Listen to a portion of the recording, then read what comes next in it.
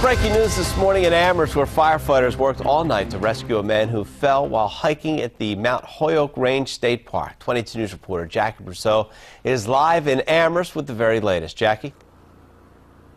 Yeah, Rich, we are actually standing here off Route 116, and behind me are the woods where that man was rescued. I want to show you exactly how steep the ascent up Bear Mountain is. You can kind of see the outline of it as I point there to the top.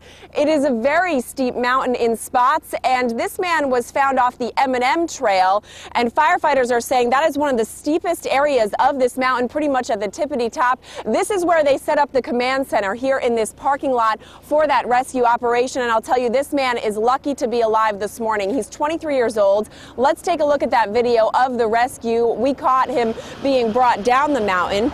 Now, according to Amherst Fire Chief Tim Nelson, they received a call from a woman that this man was with around 11:30 last night. She said the man had fallen off one of the trails. Chief Nelson said he fell about 25 feet off the very top of the mountain on the M&M Trail, which, as I mentioned, the chief says is extremely steep and extremely dangerous. He took a step in the wrong direction. After the 911 call, the man was located about 12:30 this morning, and the actual rescue operation began. Now, that took about a half an hour, and they were able to get him safely down the mountain, but they did have to use ropes and pulleys, so you can just understand the extent of this rescue operation. Rescuers were not able to actually talk with the man. He was alert and awake, but he was not giving much information.